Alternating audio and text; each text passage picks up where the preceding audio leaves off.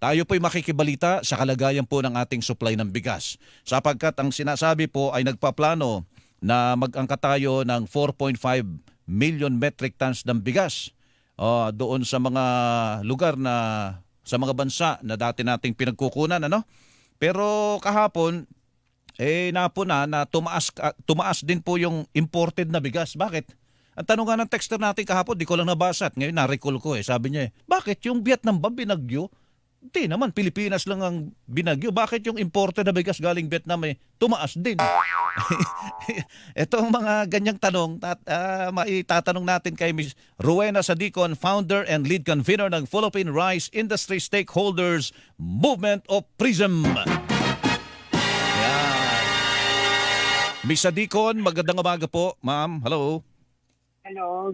Good Magandang umaga sa inyo, Melo, at sa inyong mga tagapakilig at tagapanood. Opo.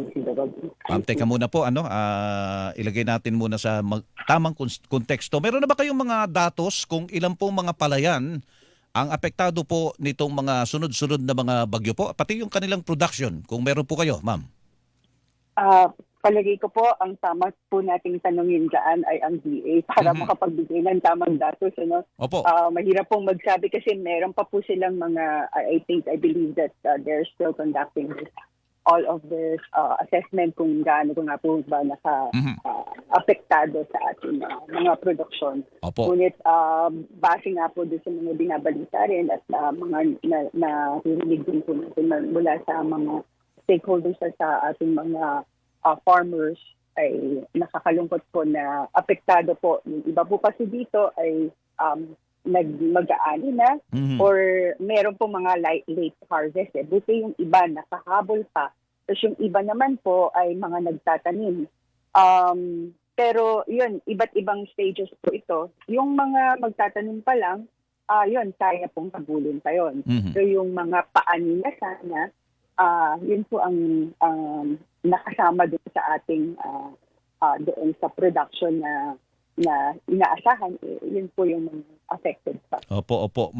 More or less, mga gaano po karami po yun, yung ganong, sa ganong stage? Ito po kasi, I'm sorry po, hindi ako makapagbigay sa inyo ng exacting datos dahil po, mas mainam po na magmula sa DA ang mga bagay na ito dahil sila po ang authority for this one. But then, ito pong talagang napakalaking magmula doon nga po sa pinagkukuhanan natin na apektado magmula sa Ilocos, sa Ilocos Norte Sur, Cagayan, Isabela. Yan po yung mga apektado. Dito po sa Nueva Ecija, meron pa rin pong apektado dahil meron pa rin pong lubog dahil nga po din sa mga nagbukas na mga ilog o dam na apektado pa rin po siya. And of course, din sa other areas po natin na naapektuhan din ng ating bagyo. So, kumusta po ang ating supply po ngayon? Kasi ang namomonitor lang muna namin ay mga nasa palengke at ang nasa palengke tumataas po. Ano po ba ang dahilan? Ano ba talaga? Kasi meron tayong nasa mga bodega na, meron pa tayong mga imported. Ano po? Ano kaya ang dahilan po sa inyong pagkakaalam? Meron po naman pong mga supply tayo kagaya ng nabanggit nyo nandito sa ating mga bodega pa. Opo. Pero syempre po, mabilis naman po ang ito because of the demand and supply. Inaasahan po natin na ma-replenish yung mga bigas na nandun sa stock ng mga warehouses na dinadala natin sa iba't lugar ng mga palengke sa buong Pilipinas. So, kailangan po ma-replenish yun.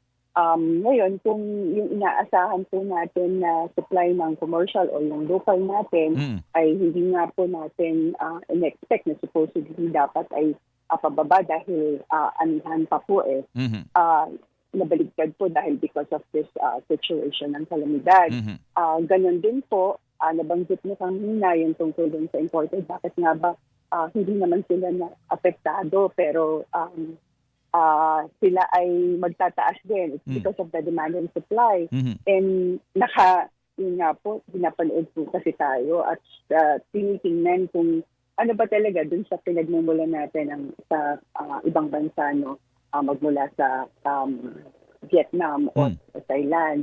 Ngunit, ang inaasahan po natin dito, pagpasok po ng India, ay magkakaroon po ng mas magandang leverage na ang competition sa world market na mas mababa naman yung maipo-provide nila. Hopefully. But then, of course, syempre po, nakikiramdam pa rin po sila dahil nung simula ng nagbigay ng mataas ng mababa ng $10 tapos biglang wala pa tong mga bagyo na to, tumaas ng $10. So hindi po natin masabi talaga kung ano po yung mga susunod pa, but we hope that ma-manage po natin ito at ma-manage ng pamahalaan din yung ganitong sitwasyon through yung maagapan, no, yung kung kaya pang agapan yung mga pwede pang magtanim, mabigyan ka po nila ng panibagong mga binhi at maka-recover pa. Tapos doon naman po doon sa mga palay na yung nga pong na hindi na po nakaabot ay magawan pa ng paraan na magkaroon ng ayuda from the government. Opo. Pero itong pag-i-import nila, mag-i-import daw na 4.5 million metric tons na bigas. Ano po ito? Ano tingin nyo dito? Gustuhin po natin na maging sufficient, hindi pa po talaga, lalo-lalo na nga ngayon, mas kailangan natin. At again, maganda po nito, meron pong nagbukas na po, timing yung pagbubukas ng India. Doon dati po kasi naka-export ban sila, ngayon po nakabukas na. So may other source po tayo, may mas magandang chance po tayo makakuha ng mas mababang bigas. Unlike nung last year, na parang kung nangyari ito last year, parang napakahirap po dahil napakataas ng presyo compared to last year. So makakapag-import tayo at magandang chance natin na maganda-gandang presyo dahil nadagdagan yung pwede natin pagkunan yung India po. Ano po, ma'am? Yes po, malaking bagay po yun kasi 40% po ng supply ng buong mundo ay nanggagaling sa India. At mas maganda po ang presyo na bigay nila. Opo. Yun ang magandang balita. Makakapag-import tayo ng medyo marumura, baka sakali, ano po. Pero ang bad news dyan, yung ating local production, yun naman ang tinamaan. Local production po. Yes po, kaya po kailangan po talaga natin tulungan ng ating local production. Lalong-lalo na po paghandaan po natin yung susunod na pagtatanim at harvest season ng dry, sana po, yun nga po, makahabol pa para po hindi naman po tayo, medyo late na po tayo dun sa talagang pagtatanim pero sana po makahabol pa dahil sayang po yung panahon. Opo, sige po. Miss Adicon, salamat po sa panahon at sa paliwanag. Magandang umaga po sa inyo. Maraming salamat din po sa inyong lahat at magandang umaga sa ating mga tagapakinig at panood. Salamat po at God bless you all. Opo, God bless you. Rowena Sadicon, mga kapuso, founder and lead convener, Philippine Rice Industry Stakeholders Movement o PRISM. Oras! Hilingan, walang pinoproblema.